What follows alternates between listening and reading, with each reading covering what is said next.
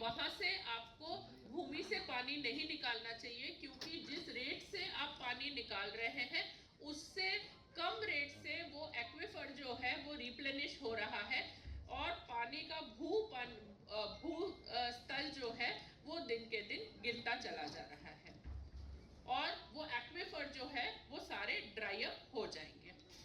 इसी श्रृंखला में एक स्टडी की गई स्मार्ट सिटी मिशन के कंसल्टेंट द्वारा 2016 में, जिसमें कि सारे वाटर सप्लाई के हमारे स्ट्रक्चर्स जैसे कि हमारे अंडरग्राउंड वाटर रिजर्वॉयर्स, हमारे पाइपलाइंस, हमारे स्टोरेज टैंक्स, हमारे WTPs जिसको वाटर ट्रीटमेंट प्लांट कहा जाता है, उन सब की स्टडी की गई। स्टडी करने के बाद उनको GIS मैपिंग भी किया गया और उसकी हाइड्रोलिक मॉडलिंग की गई और शहर का एक वाटर ऑडिट किया गया। जिस तरह से हर फाइनेंस का एक ऑडिट किया जाता है कि ये पैसा खर्चा होना चाहिए, नहीं होना चाहिए, कॉम्पिटेंट अथॉरिटी की परमिशन थी, नहीं थी, उसी तरह से एक वाटर ऑडिट किया गया और ये निम्न अनुसार जो मैंने पॉइंट्स यहाँ दिए हैं, ये प्रॉब्लम्स आइडेंटिफाई किए गए। प्रॉब्लम्स क्या है? प्रॉब्लम्स ये है कि जहां पे हमें वाटर स्केर्सिटी महसूस होती है, जिस भी सेक्टर में, आप एरिया काउंसलर है, आपको ज्यादा पता है और हमारे पब्लिक हेल्थ विंग को ज्यादा पता है कि कहां पानी की किल्लत महसूस होती है। वहां पानी की किल्लत इसलिए नहीं है कि शहर के पास पानी नहीं है, अवेलेबिलिटी की वजह से नहीं है। ये ऊपर जो मैंने कारण बताए हैं उन कारणों की वजह से है कि आपके लीकेजेस है ट्रांसमिशन एंड डिस्ट्रीब्यूशन नेटवर्क में, एवरेज बिलिंग का जो हमारा सिस्टम है उसकी वजह से आपको पानी नहीं मिल पाता है, मीटरिंग लॉसेस होते हैं और थेफ्ट होता है। उसके साथ ही आपका जो पानी का सप्लाई है, वो पूरा पानी के सप्लाई का डिस्ट्रीब्यूशन नेटवर्क जो है 1200 किलोमीटर का, वो 1960s में ले हुआ था। साथ ही ये भी समझना पड़ेगा कि बिट्स एंड पीसेस में पानी के सप्लाई का नेटवर्क चेंज किया गया। चेंज करने के साथ ही क्या किया गया कि यहाँ से सप्लाई है तो ये लाइन को ऐसे नहीं ऐसे जोड़ दिया जाता, ऐसे नहीं ऐसे जोड़ दिया गया। So over the past 40 years एक क्रिस क्रॉस तरह का पानी का वाटर सप्लाई का जाल जो है वो बना दिया गया है। कहीं अगर लीकेज होती है, हमारे म्युनिसिपल इंजीनियर्स को नहीं पता चलता है कि लीकेज एग्जैक्टली कहाँ है।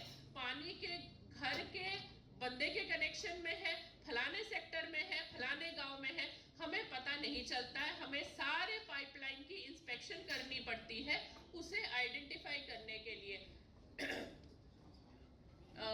निर्मला जी होंगे यहाँ।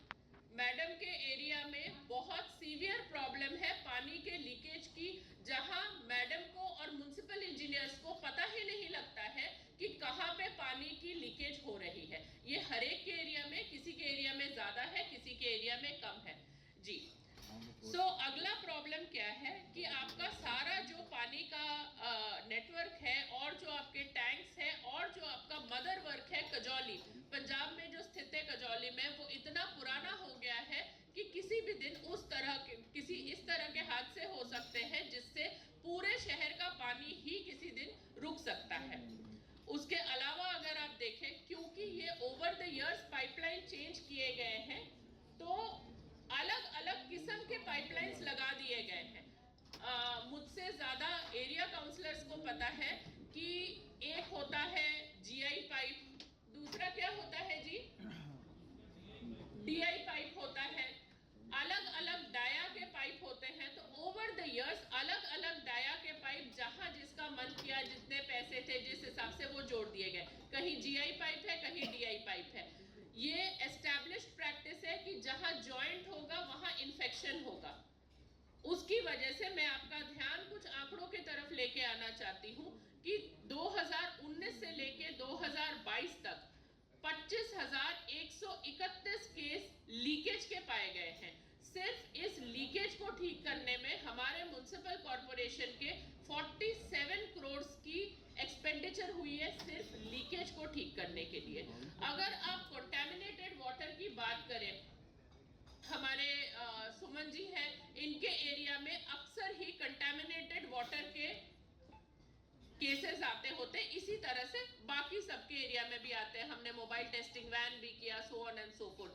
ये केसेस पिछले 3 साल के 1315 केसेस हैं कंटामिनेटेड वाटर के। I am sure everybody knows कि कंटामिनेटेड वाटर पीने का इमीडिएट नतीजा है कोलेरा, डायरिया एटसेट्रा, साफ पानी ना पीने का।